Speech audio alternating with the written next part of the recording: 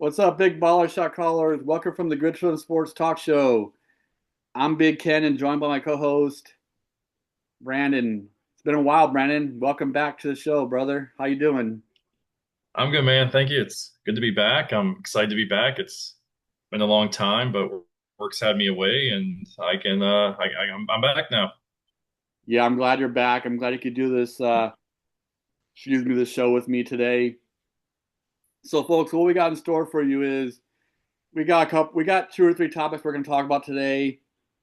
One is the Caitlin Clark in the WNBA. I already talked about this last week a little bit, but I'm going to expand on it with my good friend here, Brandon. Caitlin Clark and the WNBA, just in general, like how we think the WNBA treats Caitlin Clark, what Caitlin Clark has done for the league. Just talk about that. Also talk about the 2025 ESPYs. The comedian Jason Gillian was hilarious. He was popping jokes about the WNBA and just sports in general. He was freaking hilarious. So we're going to talk about that. And also, we're going to talk about the death of Hulk Hogan. He passed away earlier, a couple of days ago at 71 years old, cardiac arrest. Um, Me and Brandon and I were talking at our pregame show, and yeah, he's kind of an interesting figure, both good and bad. Being a big figure in the WWE, making it famous, but there's also some baggage that he carries too that Brandon and I were discussing. So we'll talk about that, the goods and bads about him from our opinion. Like our good friend always says, Dwayne, everything's from our opinion, our perspective, and not everyone's going to agree with it, but that's that we just have fun and we talk about it, and if people disagree, that's okay. We're always willing to hear people's comments, whether they agree or not. So, without further ado, let's talk about the 2025 ESPYS. Um, I didn't see the whole entire ESPYS, but I watched the opening monologue with Jason Gillian. He is absolutely freaking hilarious. Um, his jokes were just, oh man, I thought he was on point. Uh, I loved every second of it. I thought he was hilarious. I love the Donald Trump. I love the Donald Trump impersonation. I love him making fun of Megan Rapinoe.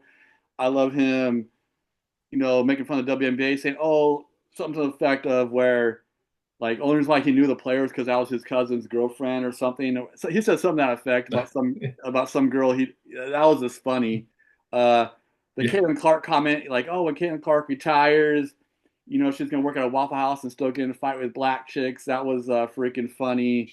Um, Obviously, it's a little bit controversial, but it's just freaking funny. So I'll turn it over to you, Brandon. What was your thoughts on him? Because I thought he was hilarious, man. yeah. I didn't even know that the ESPYS were happening until I'm getting just some news feeds on social media of just of his jokes, and I was like, man, this Shane Gillis, he's hilarious. Like Shane Gillis, his show Tires on Netflix. I just finished watching too. It's okay. It's a good show. It's all right, but I've listened to him sporadically. Sometimes I'll throw on Louis C.K. radio on Spotify, and you'll have some of his bits on there, and he's pretty good. But I thought this was hilarious. It's feels like comedy's finally coming back. You're pushing the envelope. You're making jokes about the controversial issues, and some of it was over the top. But the Caitlin Clark joke was hilarious. My favorite was the Megan Rapinoe one. She's so obnoxious. I can't I stand her. can't stand Uh, her. Yeah, I when don't he think said she anyone wasn't can, there, but when he said she wasn't there, and he's like, "Oh, was that?" no, so Yeah, just nice. what he. Yeah, There he you was go. kind. We're gonna Yeah, pretend that we're all cool with her. Okay, yeah. something like that. But Yeah, yeah, even when yeah, jokes didn't land home, he's like, "Well, I thought it was funny." He was so freaking. He was cracking me up, dude. Uh, yeah, yeah, it was Shane Gillius. I think I said Shane Gillian, Shane Gillis, so I made a mistake. But yeah, yeah, Shane Gillis. Yeah, he was yeah, funny, yeah. dude. Um, He was. He's he's perfectly awkward in those situations, and I just I love how the crowd was so silent for that, yet everyone on the internet loves it. All the yeah, comments everywhere, they think it's hilarious, they love it.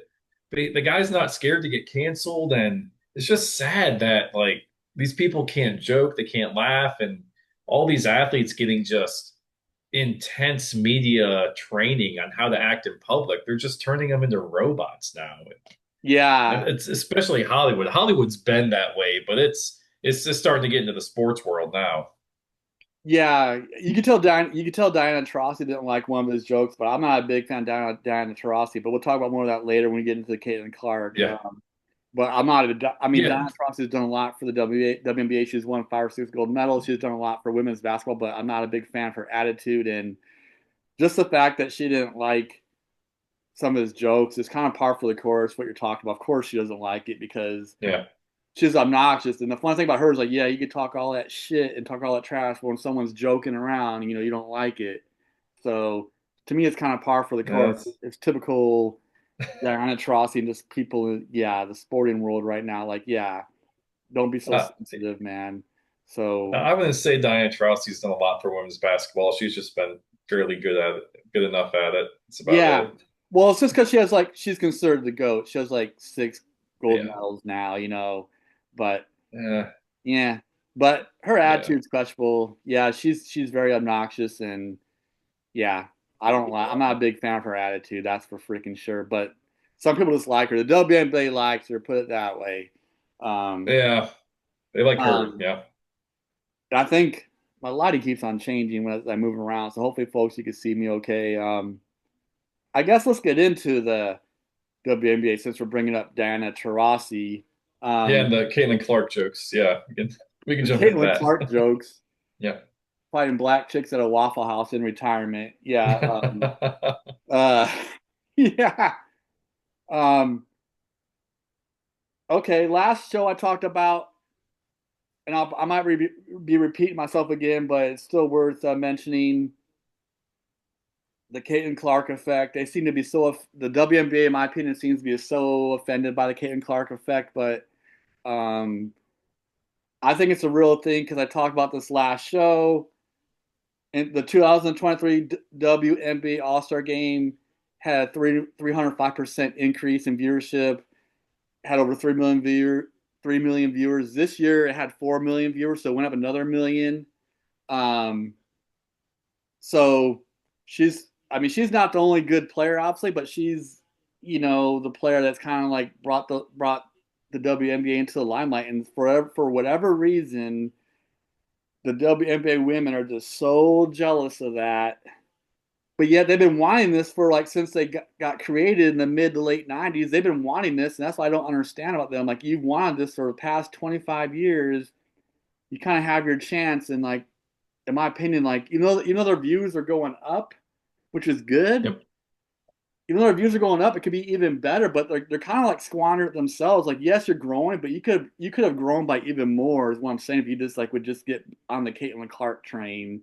So what's your thoughts on this? Because I think they're screwing it up. And I think they're not out of the doghouse yet. They're like in very much in an era where they got to be very careful. In my opinion, what's your thoughts?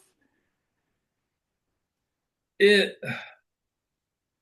like, I feel like, all right, so Derek Jeter had a quote in his documentary. I don't know if he's the one that said it, but he said it. So I'm going to say Derek Jeter's quote, competition eliminates complacency.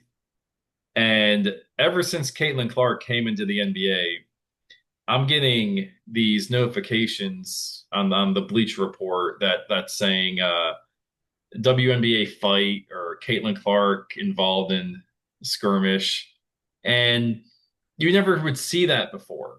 Mm-hmm. So you for Caitlin Clark's comes in as this crazy talent that had no one's seen anyone pass and shoot, have the court vision like her.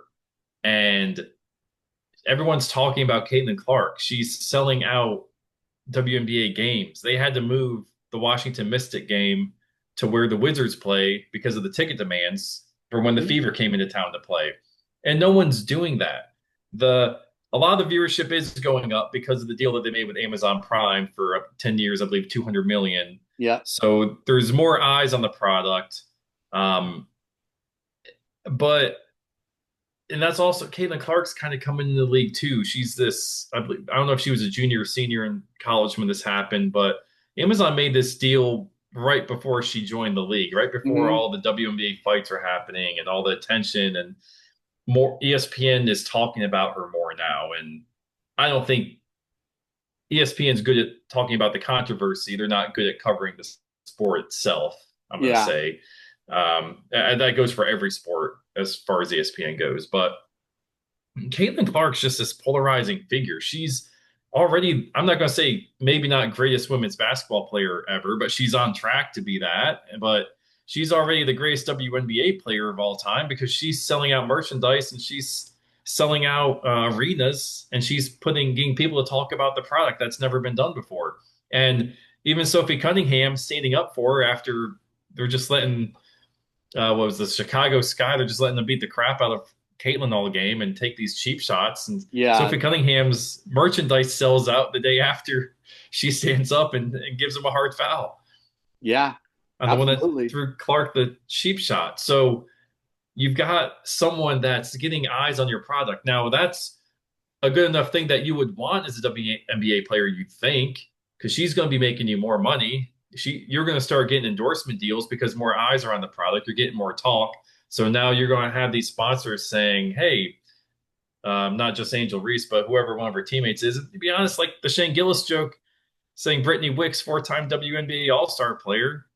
Yeah, no, everyone clapped, but that she's not a WNBA player. No one knows who that is. That they don't. We don't know NBA WNBA players. Nope. But we can start knowing about WNBA players because of Caitlin Clark. That's what I'm saying. Like she's bringing recognition to really good players, that have played.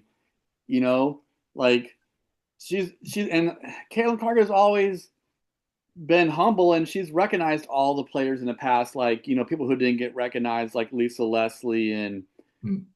the South Carolina Gamecocks coach, Don Staley. Yeah. You know, they played in the WNBA when it first got started. They were the pioneers, and there wasn't a whole lot of recognition. Other players too. Cheryl Swoops just had this make stupid comments about Caitlin Clark. I mean, she's just been Mm-hmm. completely out of line. Her things have been Mm-hmm. completely false. Saying Caitlin, why Caitlin Clark broke the scoring records because she played a fifth year in college, which wasn't true. She played 4 No. years. Cheryl Swoops has Yep. had some crazy things, and there's just like this hatred. But yeah, I Yeah, don't she's get. extremely jealous. Oh. She's very jealous. Yeah. But Caitlin Clark is not the best player, but she's the most famous player. But like you said, she's on her way. She could be one of the best players to play. I think the best player in the WNBA for right now and currently still playing is probably Asia Wilson. Brianna Yeah. Stewart's also really good, but Asia Wilson is an absolute beast. Yeah. But She she doesn't she put report, up like 30 points a game? yeah, she puts up these Yeah. crazy freaking numbers, man. Mhm. And she played Yeah. for Don Staley at University of South Mhm. Carolina women's basketball, so it makes sense. Great program, man. A lot of really good players in WNBA from South Carolina, obviously. The Don Staley coaching, the machine. Those South Carolina girls, I see that they put up scores beating ranked teams by 40 and Yeah, 50. I know they're good, It's man. They're nuts. freaking good. Yeah. That's why Kaden Yeah. Clark couldn't beat them. Like, even as good as Kaden Yeah. Clark was, like they're just too powerful as a team, and Kaden Clark's Yeah. just one person, but their team is Yeah. just they're loaded. They're like the UConn back in the day. UConn's Yeah. Yeah. always loaded in women's basketball. Um, but my point is she's helping give like Asia Wilson, Brianna Stewart, Kelsey Plum, all these other really good WNBA players, Sabrina Ionescu, all kinds of other ones. She's helping bring recognition to their name because she's popular, like you're saying. Like, yeah, I'm helping you guys get recognized for what you guys deserve. So I don't understand why there's. I'm not saying all the WNBA players are jealous, but some of them seem to be really freaking jealous, man. And the one thing that the lady said at the Adrian Ross podcast, she did say some of it was race, but she said that wasn't the main reason. But she said some of it was race because she said the funny thing she said was Caitlin Clark is white, white. Like she's white, like she's white, Yeah. white, Yeah. because Yeah. she's from Midwest. Iowa. Yeah. That was funny, but it was true Yeah. because there's other white NBA players in the league that are really good. Brianna Stewart's a beast, Kelsey Plum's a beast, Sabrina Ionescu's a beast. They're all playing the WNBA All Star game, but the WNBA seems to accept them. So why they don't accept Caitlin Clark? So that's an interesting question to me too. What do you think about that? Because they seem like other white players, but they don't like Caitlin Clark. So I don't know. You know, like you said, Caitlin Clark's humble. I feel like she's humble towards the media, and maybe in the locker room. I don't know. I haven't heard anything about that, but she does come off humble to the media. But I feel like in game, she's talking a lot of smack. She is. She is shit talking, and you can't stop her, and that's going to get you mad. Yeah. And to go back about the competition eliminates complacency, like she's talking smack and you can't stop her. It's like if you can't beat them, and they're just attacking her and they're Right. taking these cheap shots, and it's just developing some frustration and it's making it more competitive and it's making it like, man, Indiana Fever are must-watch TV. Now, Right. as far as the referee's not calling any of these fouls, is That there part's some kind bad. of league agenda? Are the referees really just that bad? Because like I've reffed girls basketball. I know you're refereeing girls basketball Right. currently. Like it's hard to ref at a middle school level because you can call a foul or a violation on every possession. You just got to Yes. choose which one's more vicious. Yeah. I agree. Girls basketball is hard to ref, and don't take offense to that, ladies, but it's harder to Yeah. ref than boys. I agree. Yeah.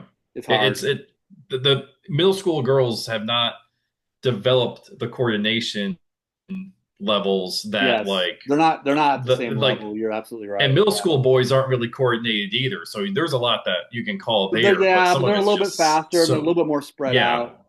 Yeah, yeah, the one thing yeah. I noticed between girls and boys basketball at the very young ages is the middle school level when they're just kind of going to start playing basketball is um, they're a little more spread out. They understand the game maybe a little bit better. Hmm. The main thing is they're spread out, like because one thing I noticed in the younger girls games, they all get clumped together, and it's hard. Yeah. You have like 20 jump balls a game The because clump together is what gets me, man, because you have that one girl that's taller than everyone else that just has her hands straight yeah, up, but she's kind of leaning on the girl, and the girl that's shooting doesn't want to. If she were to just throw into the defender, but she goes up to completely avoid contact, it's like, yeah, well, I want to call that, but I can't because you completely avoid the contact, so I can't. So then you have a parent yelling at you for that. And it's yep, like, no, no, I'll call the next one. It's probably going to be there, but yeah. It's that's hard to it's ref. so tough. It's hard to Yeah, ref. it's hard. Yeah, yeah, but yeah. So it's I don't know if there. Like I said, I don't know if there's some agenda in the. But there's no way the WNBA would not be protecting the term golden goose because she is their moneymaker right now. No one's going to be watching the NBA WNBA again without Caitlin Clark. Like Angel Reese, she's not going to do it. And I She think wants to try to do it, but she women like can't. she can't. She's not good enough. Nope. I don't think she's Cheryl, that as good as they say she is either, no, honestly. no. I got a lot of friends that saw the NBA 2K covers came out, and they're upset that Caitlin Clark's not on it, but Angel Reese is. And I'm Yeah, like, that might be part of guys, the. like, Yeah, they might be trying to do that just to shut her up. I don't know because she talks. She gets so upset. I mean, Like, they, with like, two, hey, like we, yeah, hey, we gave you this. Now be quiet. yeah, So but with 2K, you like you can't put Jokic on the cover every year. yeah, You can't put LeBron on the cover, the popular names. You got to switch it up. But 2K is just going to be putting Caitlin Clark on the women's edition cover every year, but yeah, you can't. You want to bring recognition to the other players. And Angel Reese, yeah, she's a popular figure. She's the villain of the league because she's the Caitlin Clark arch nemesis that it all started in college. It's a great yeah. storyline.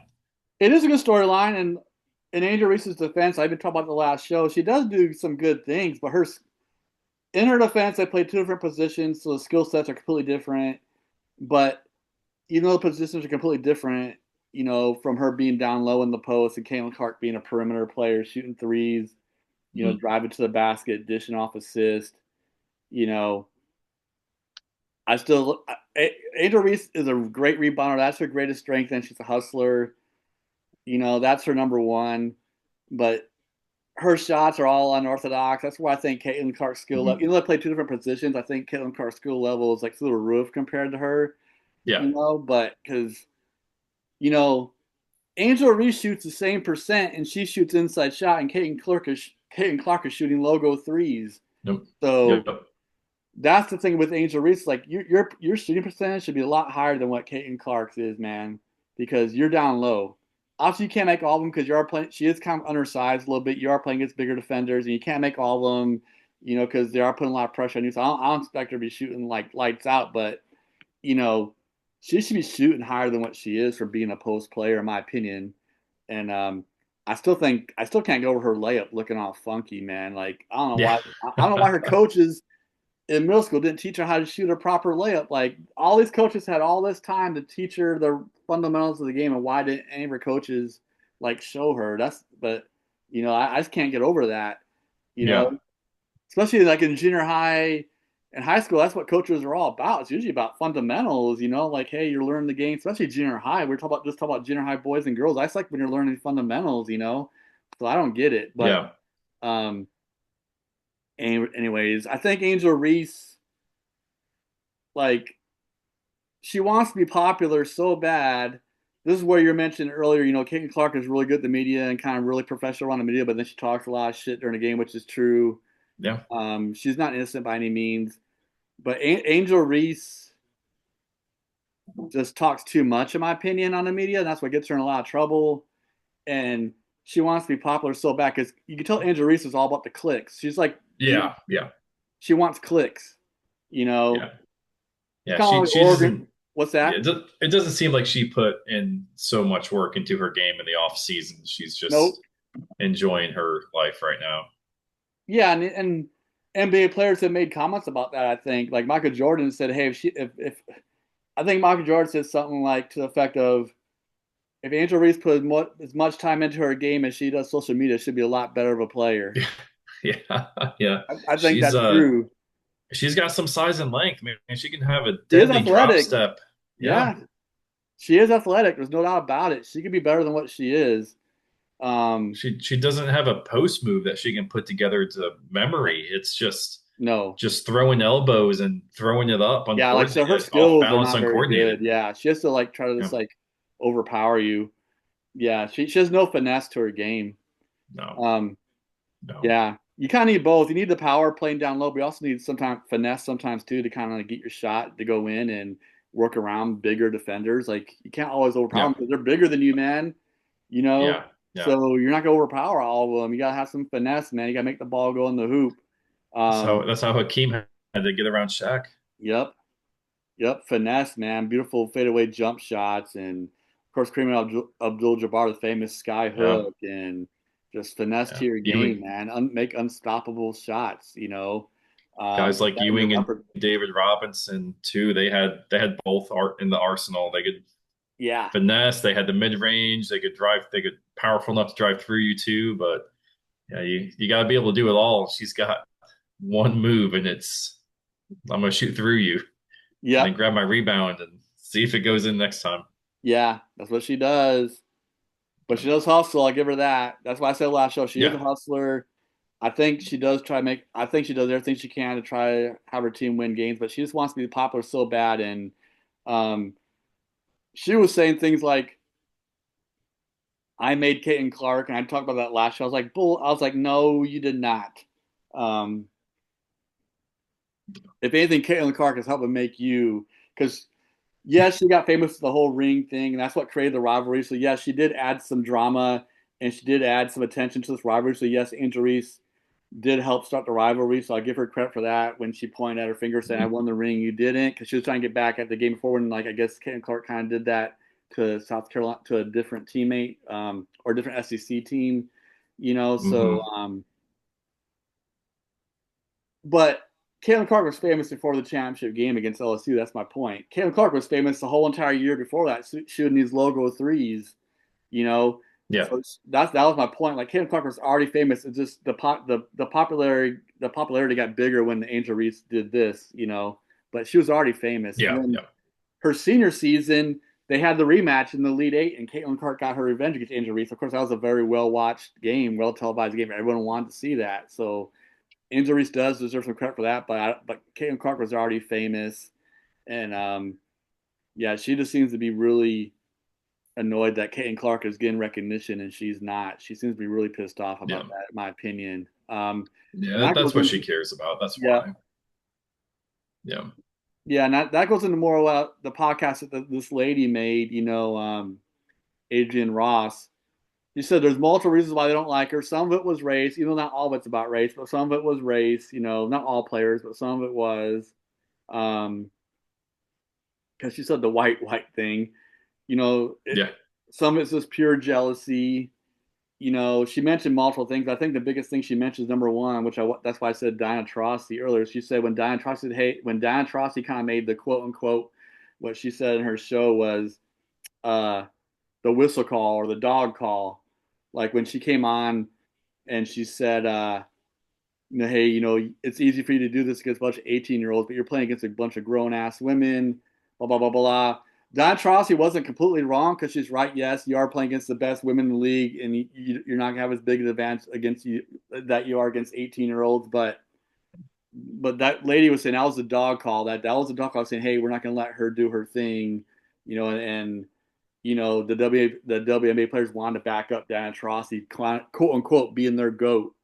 So, what do you think about that? Do you think there's truth to that? Like, do you think that they're answering the call of Diana Taurasi, like, hey, we're going to try to shut this girl down, because we don't want her coming to our league, shooting threes and doing what she did in college. So, what do you think about that, man? Uh, I don't think it was like a statement that Diana Taurasi made and everyone followed, but I feel like it might be shared feelings where um, everyone's talking about this college player that hasn't made it to the league, and then she makes it to the league and she's more popular than all of them, Right. which plays into the jealousy we've been talking about. Um, I think Diane Taurasi's just like kind of laugh that off and thinking like, oh yeah, sure, like maybe doubting that she's even that good, or two, like yeah, like we're gonna put her in her place, kind of thing. It's like like you think about like, the greatest WNBA players like Diana Taurasi, Lisa Leslie, Cheryl Swoops, um, Candace Parker. Like as Yeah, great Candace as they Parker's a big were, one. I forgot to mention her name. She's a yeah, great player. Yeah. yeah, she's great. And while these women are great at basketball, like they still could not get people to watch or talk about the WNBA like Caitlin Nope. Clark's doing. They can't do it. And so they're probably jealous that she's able to do it. They're probably just hating from a distance because it's like, oh, like what's so special about her? Well, when she's hitting 30-foot pull-up threes and she's getting triple doubles and she's like, I think she's Clark's already third all time in triple doubles. Yeah, I She's know. She's got, already yeah, breaking or records in the NBA, yeah, WNBA, and she broke records in college too. You're right. yeah. So, I read that Alyssa Thompson has 12 triple doubles over it's over 300 games, but Clark has 3 in 51 games. Sabrina Lemescu has four over it's over 100 games. So Clark's on pace to shatter that triple double record right now. Just right. it's going to be yeah when she gets healthy. And hopefully she comes back healthy. I want to see her play more, She is hurt right but now. Her stats are suffering she's because of it. Yeah, she's having a banged yeah, up yeah. year. Yeah, but even last year when she was healthy, and that was one thing I did say. As much as I love Caitlin Clark, her 3 point shooting percentage does need to increase. Obviously, she is playing against really tough defense, harder in college. To Yeah. Dan Hmm. Trotsky's point, like, hey, you're not. There is grown women that are going to guard you, can play better Yeah. defense than some 18-year-old kid in college. So there's some truth to what Dan Trosky said, but it's just like it's not just what you say, but how you say it. Like she said it very obnoxiously, in my opinion. Hmm. Hmm. Because if she was said it in a different light, I don't think it would have meant as much. But the way she said it, but Caitlin Clark is only shooting like she's shooting less than 30% from 3 point line. She needs to increase because all the great NBA 3 point shooters that shoot over 40% from 3 point range. Um, so she needs to get higher in that. Um, Hmm. um, so because even before she got injured, like her 3 point shooting in the WNBA did drop off compared to the college level. So which is expected in some ways, but I think she needs to pick it back up in the next couple of years. Is what I'm saying. Like she can't keep on continuing to shoot only 30% from a 3 point line throughout her career. She's Yeah, doing a lot yeah, of other really good things and breaking records and the triple doubles that you mentioned. Like she still needs to have an overall better, shooting percentage. I think from the field. That's one area where I think she can improve. So other than that, she's lights out. I think just yeah, yeah, just her shooting percentage is down. So yeah, but she's shooting logo threes though too. So I don't yeah, know. It kind of goes hand in hand, but anyways, I like Caitlin Clark, but I just don't know. I just don't know what people. Yeah, I think the WA needs to support her, man, because all the NBA players support, which is funny. All the famous NBA players support Caitlin Clark, so why can't the WNBA do it? Like, Yeah, I know. like Michael Yeah, Jordan it's true. supports her, Steph Curry supports her, LeBron James supports her, other famous NBA players support her. But especially Steph Curry, he currently playing, LeBron James currently playing, like they support the hell out of her. So why can't the WNBA players? I don't get it. I don't get it, man. I know we're beating a dead horse, but I just don't freaking get it. And Why don't you just go play in Europe? Have Clark go play in Europe and then see what the I think apart, see I what the think Caitlin WA Clark thinks. plays in Europe, their league won't completely be eliminated, but it'll drop back down to the way it was. That's why I think. Yeah, yeah. And then she can boost the ratings over in Europe and make money over there. Then the WNBA will be begging for her to come back. Yeah, that's why I'm saying they need to be careful what they're doing because like right now she's still in the league and right now they are gaining popularity. Even though I think they could gain even more popularity if they just support her, like I said at the beginning of the show, but they still are picking up popularity because of her. And but they could just gain so much more if they just kind of like put a lid on this, man. Like put a lid on your Yeah. attitude, put a lid on your ego, put a lid on your jealousy, and just like support this girl, and you guys will skyrocket, man. Because here's the Yeah. funny thing. Before I get into one other thing, they had 4 million views. As horrible as the NBA, I hate the NBA men's All Star. I freaking hate Yeah. it. It's bad. But as bad as it is, they still had more views than the WNBA. And the funny thing is, WNBA is going up, right? But even though the WNBA is Yeah. going up, the NBA men's game had 4.7 million viewers, and the NBA had 4.7, and the WNBA had just like lower 4 million. So they still, as crappy as the NBA is at All Star games, they still Yeah. had more views. That's my point. Maybe 3.7 million were just bars and restaurants that had it on their screens. Maybe I don't know, but I the don't know. NBA All Star game was freaking horrible. It's always horrible. Um, look before we get into the next comment about Hulk Hogan. One last thing, I know we're beating this up, but the WNBA is our main topic today. What do you think about the shirts they wore saying "Pay us what you owe us"? Like, I don't know what to think about that. I talked about this a little bit last week, but I want to get your opinion. They said they had shirts that said "Pay us as you owe us." Pay us what you owe us. It came out in warm ups for the WNBA All Star game, and they had all war shirts on it saying "Pay us what you owe us." Like they're trying to put pressure into the sports media, into the W about getting paid the same as NBA players. Like they think they deserve more money. What do you think about that? So are they just trying to force companies to sponsor them? Do they understand ad revenue, or do they understand revenue and sponsorships at all? Because you can only get paid what the league makes. The That's league's what I going said to on my take show their last cut and week. then That's player. exactly what I That's what said. It's all this about revenue. They don't make that's enough what money. that's what a collective bargaining agreement is. Like you the league makes money, a percentage goes to the players, but the league can only give that percentage to the players. If they get more money, then they they even just did they just get a raise? I feel like the players at least just got like a league minimum raise They did a because they little just bit. got It's that gone up a 200 little million. bit. Yeah, like they got 200 million from Amazon. How about you guys start treating your star players better and continue the competitiveness at least because that's going to get you more views Yep. and up your viewership. And then all these corporations are going to say, huh, I want some more money, but here's what I have in my marketing budget. Let's pay the WNBA this much money and we can put our name on their jerseys. And then when you start selling jerseys, you get more name recognition for those companies in which they're going to be inclined to pay you more. So how about you just how about you get more sponsorships and then you can get paid what you think you deserve instead of what you're owed? Because right now you're Yeah. getting paid what you owed and what you've earned.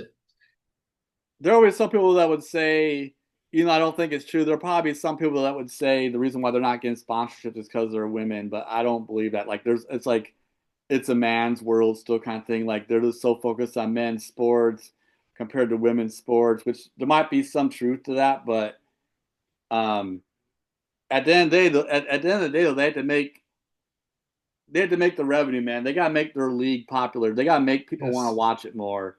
And Yes. they're just not doing that because they treat Caitlin Clark like crap. Like that's a turnoff.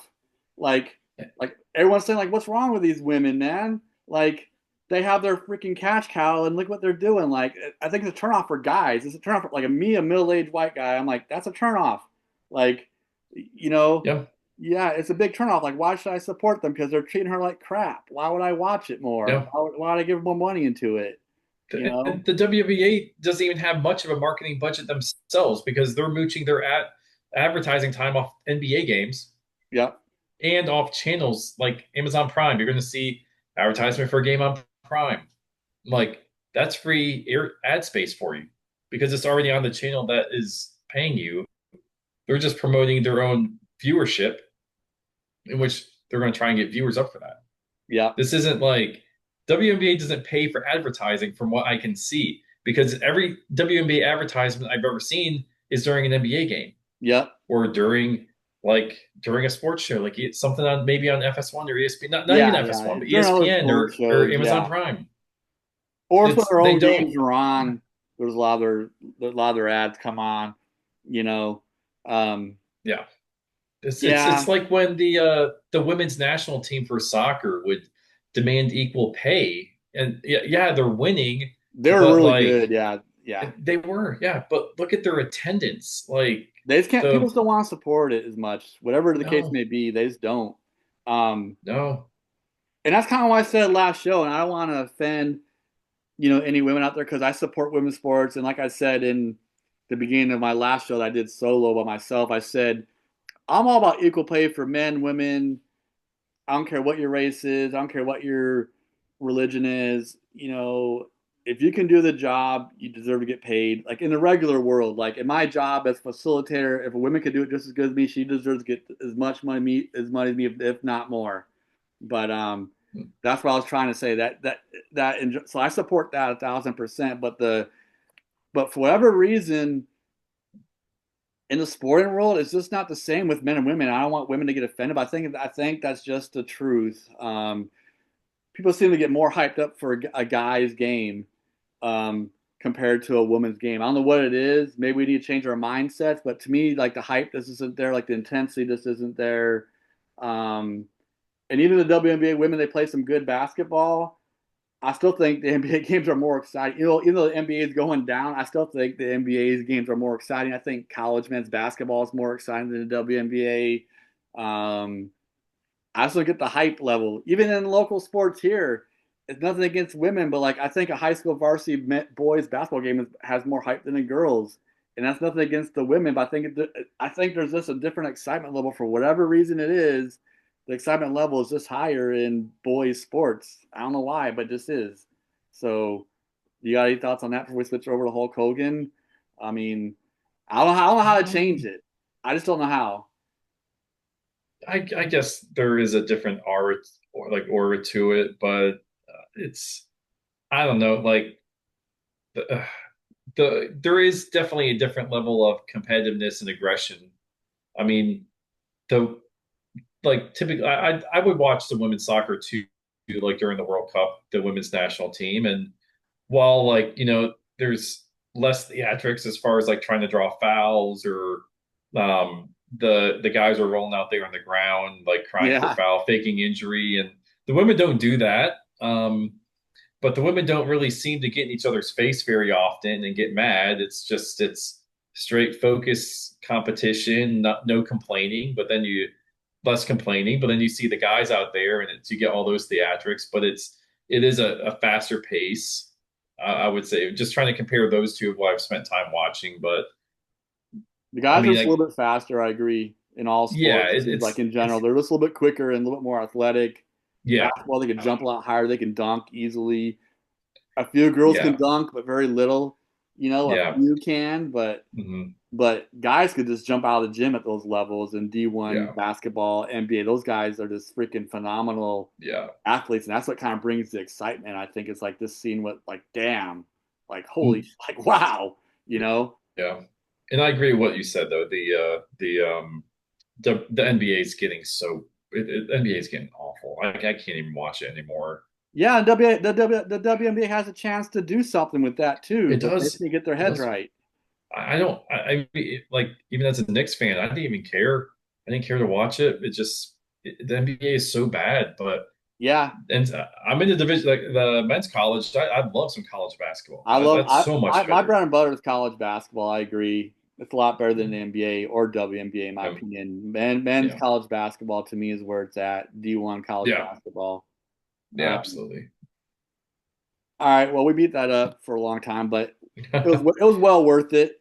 Oh yeah. Let's get into Hulk Hogan. So before I pass over to my good friend Brandon here, they always say, death kind of comes in threes. We talked about this at pregame. So it was Hulk Hogan this week, Ozzy Osbourne, famous, you know, hard rock metal singer, what do you want to call it, headbanger kind of music, and then Malcolm Jamal Warner, who played Theo Huxtable in the Cosby Show, and he was well liked because we were talking about this at pregame because a lot of people have a bad image, or at least back then had bad images of black families, and they kind of brought a good image to as a good black family to the Cosby Show mainstream media. And I know a lot of actors have paid. I know a lot of black actors and singers have paid tribute to Malcolm Jamal Warner because of what he brought, and they felt like they were finally recognized on TV. So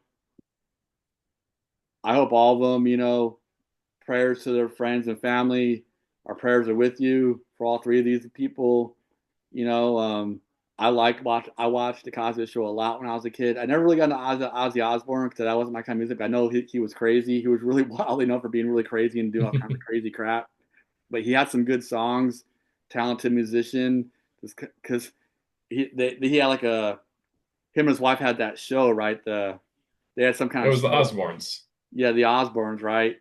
Yeah. So they had the show together. And then Hulk Hogan. Like when I was a kid, I was never really into WWE, but you said you really were, so I'll give this to you in a second and really go over Hulk Hogan. But I was only into WWE for a couple of years. Of course, I know who a lot of the guys are, but I watched it when I was in junior high. Hulk Hogan was a big thing when I was in middle school. When I was living out in California, my dad was stationed at Fort Ord, and my friends and I were kind of into WWE back then. Because there was guys like Hulk Hogan, Andre the Giant, Macho Man Randy Savage, Jake the Snake, Ultimate Warrior, the Undertaker, all these kinds of guys were famous back then. And there's more, but those are 4 or 5, several I can mention. I kind of like the Ultimate Warrior a lot. I thought he was a badass. But Hulk Hogan was a big name and a big image in WWE. Also played in a lot of movies, usually really small roles, but he was in a lot of movies. But there was some good and bad with Hogan that me and you were talking about in pre-games. I'll let you talk about the Hulkster, man, because I know you know that a lot more than I do. Yeah, yeah. It's crazy to see Hulkamania come to an end after all these years. He, you look back at just, I would, me and my friends that like wrestling, we'll say, who's your Mount Rushmore? But with wrestling, you can't have just one Mount Rushmore because there's just so many talented wrestlers that come across over the years and just have long careers or just short careers. But as far as what Hulk Hogan brought is he made wrestling what it was today when he was the forefront of the characters, the wrestlers that brought it to what wrestling has become today with Vince McMahon merging the territories. Hulk Hogan was the face of that. WrestleMania 1, where Vince started integrating celebrities and wrestlers with Mr. T and Hulk Hogan teaming up against, I believe it was Rowdy Roddy Piper and I can't think of who it was at this moment. But that was a tag team match, WrestleMania 1. WrestleMania 3, body slamming Andre the Giant. And WrestleMania 5, when the superpowers of Macho Man and Hulk Hogan, when they had their feud and Hogan won. Then you go to WrestleMania 9 when Hulk Hogan, after he beat Yokozuna for the main event, after Yokozuna just beat Bret Hart. And just over the years, you could just, Hogan kind of fell off with the fans as far as being a fan favorite because the veil started to kind of be have been open with wrestling at this point. You can see that Vince is pushing the wrestlers that he wanted to be the face of the company, that he wanted to win, and fans would start to get sick of it because they started to see guys with other talent that weren't getting that superstar treatment that they deserved. But it was Hogan at the top all the time, and Yeah. when Hogan went to WCW in the mid '90s, probably the greatest moment in all of wrestling was Bash at the Beach 1996 when Hulk Hogan was the third man and joined Kevin Nash and Scott Hall, the Outsiders, and started the New World Order of Wrestling, the NWO.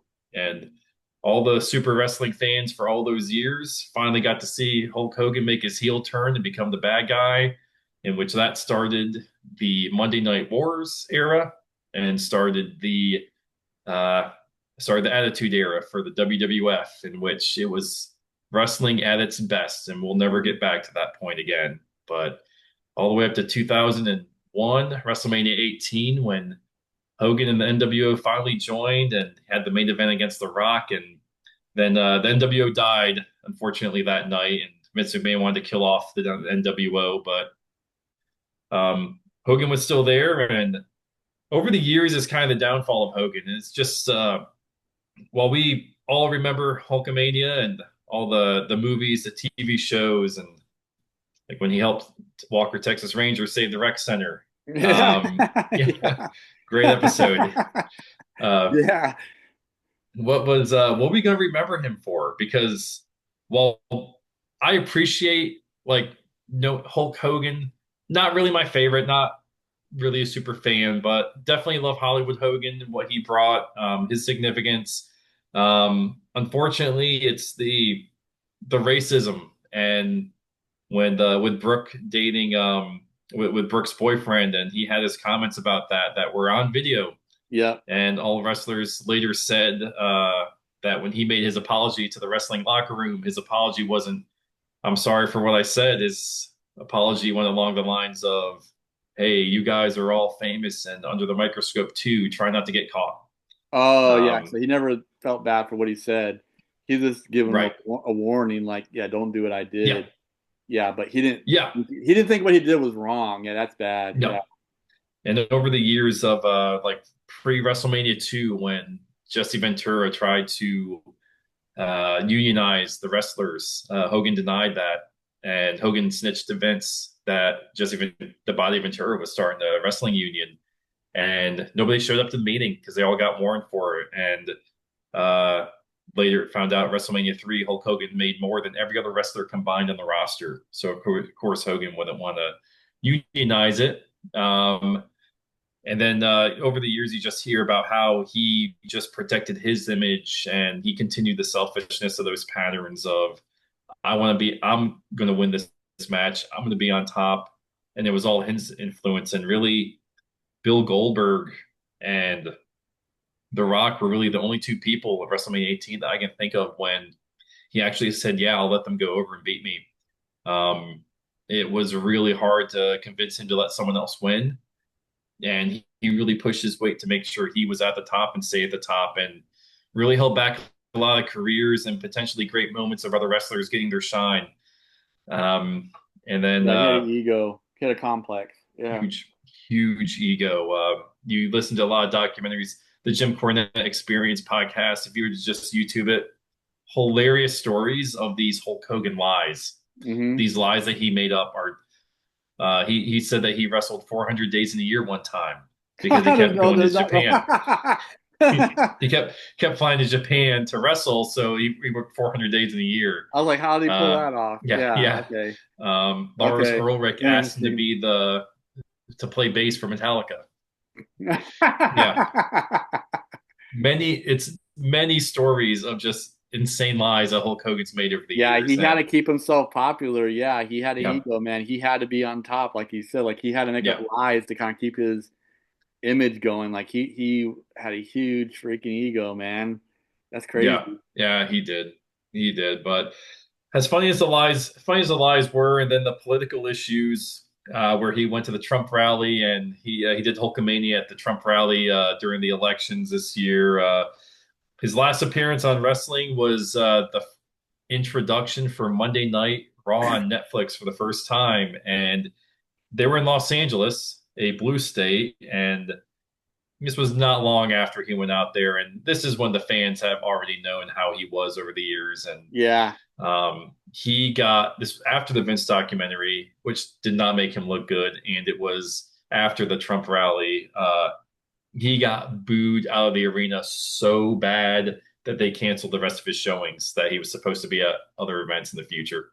Oh God, I didn't know that. Yeah, it was bad. Yeah, he got booed so bad, like he couldn't speak. It was just a course of booze the entire time. And he was supposed to be at a excuse me, he was supposed to be at a couple of events in the future, and they canceled. It was that bad. Dang, I didn't So know that. yeah, I watched that live and I thought it was hilarious. And then I um, didn't play to his ego yeah, very well. Yeah, yeah, that it must did have been not. hard for him to see that. But he kind of put himself in that situation. But Yes, with the yeah, ego he had, I'm sure that had to be really, yeah, that had to be horrible for him. That'd be horrible for anyone to be booed. yeah, I don't think anyone likes to be booed right. out, no matter who you are. Yeah, Because no way. that's embarrassing for anybody, no matter Yep. what who you are. The But for him worst part was he for did him, not his excuse was he missed the event because his son was getting married, which it's not yeah, like something that's like a spur of the moment thing, but yeah, yeah, so but yeah, it's how will he be remembered? I think a lot of casual wrestling fans will remember him for the WrestleMania 3, WrestleMania 18, the NWO, stuff like that. But I think a lot of diehard wrestling fans are going to remember him for the bad side of things. And unfortunately, this is all stuff that he's done to himself. It all caught up with him in the end, um, and he passed. And I think it's always I think it's always going to be good to kind of look back at those moments and be like, man, like that was a great wrestling moment. But you're going to remember what Hulk Hogan had become and what he did to get to where he was at, and that's going to be something that yeah, we're not unfortunately not going to forget. right. Um, yeah, not to trample on his grave or anyone else's grave, for the big three this week, but um, well, I don't think he had health issues and it was unexpected or he was sick. I don't know. I don't know much about the whole thing. I know he had cardiac arrest, which is a heart attack, but was he having? I don't know too much going into this show. Like, was he having like heart issues or was this just kind of like all of a sudden out of the blue? Like, I don't know, man. But obviously Well, prayers to him and his family and the other two guys. But it was actually a little bit of both. So there's a radio personality from the 80s, Bubba the Love Sponge. yeah, He was formerly a very close friend with Hulk Hogan. Hogan slept with his wife, and then they were no longer friends. yeah, that would They do hated it. yeah. So they hated each other, but um, a month or two ago, Bubba Love Sponge was the only one reporting that Hulk Hogan had severe health issues and he was in and out of the hospital. Everyone close to Hogan, all reports completely denied it. Mm, But Hogan wasn't making any public appearances at the time, so right, it was kind of skeptical of what's going on. Like someone saying that you're seriously ill and not doing well health wise, but right. you're not showing face and nobody's really denying or confirming it. So it's this was if you since I keep up with a couple of just the wrestling news podcasts, I heard that and it happened. Yeah. Wow. Well, I'm really glad you knew a lot more about this subject than I did since you Uh, followed wrestling. So great job on that. Yeah, we'll see how he's remembered. thanks. But obviously, this guy does have a family, loved ones, So despite our feelings, my prayers do go out to him and his family. And same with Ozzy Osbourne and Yep. Malcolm Jamal Warner. Yeah, these people have families, no matter what our personal Yeah. feelings are. So Yeah, this absolutely. obviously is a trying time on their family. So hopefully they heal and kind of move on and just try to remember the good things about all these people. From a family Mhm. perspective, not from a fan perspective, but from a family perspective. But I think that wraps up for our show today. But obviously, Brandon and I and my best friend Monty are coming on Thursday night. We're going to be talking about NFL. So stay tuned on Thursday night, um, because we're going to be talking about, uh, a little bit about the quarterbacks in the NFL, especially Cleveland Browns, their quarterback situation. Some other, I think you said the Colts quarterback situation. Yeah, that's gonna be interesting. Yeah. That's gonna be interesting. So there, some offseason trades. There's some interesting guys going to other teams. So we'll see how what we think of will these kind of trades pan out or not. So 'cause I know the one receiver that was on the receiver show, the Las Vegas Raiders receiver, is with Matthew Stafford and the Los Angeles Rams. Um, Jacoby Myers? No. no, the one that played with Aaron Rodgers in Green Bay for a long time. I know his name, Oh, Devontae Adams. Devontae Oh yeah, I Adams. forgot. Yeah, that fell so under One the of the best radar. receivers in Yeah, the NFL, but he had his yeah, issues with the Raiders. I just and with the watched the Jets. and the Jets. I just watched the receiver show to get caught up on it, and it showed him throughout the whole entire season. There's good and bad things about him, depending on how you view things, with how he handled things in Las Vegas. It depends on your point of view. But he did come out of college at Fresno State, and he's back in California playing with a great quarterback in Matthew Stafford. A lot of people say it's rejuvenated him. So we'll see how he comes out. So he's a great receiver. I know that he's one of the best in the league. Him, Yeah, Justin Jefferson. Of course, since Cincinnati's receiver. God, oh my God, I'm losing my train Jamar of thought. Chase or T Higgins. Both Chase, Okay. Yep. Jamar Chase, TJ, yeah, T Higgins is really good also. But yeah, I was watching those shows, so that's what our show is going to be about on Thursday. Just kind of get ready to get into the NFL. Do you got anything in closing, Brandon? I'm ready for football. I am so ready for football. I think everyone's ready for football. That's why we're Yeah. doing this show. Just kind of pass Yeah. time, basically. We're Yeah. all, we're passing time. NBA's over. NBA Finals got over with. Now we're just kind of passing time until football starts, man. Yeah. So it's preseason's coming soon in a couple of weeks, and then NFL starts in September, man. So it's right around the corner. But I guess that's it from a good to rim, and we'll see you on Thursday night. Please watch, please subscribe, and thank you for watching.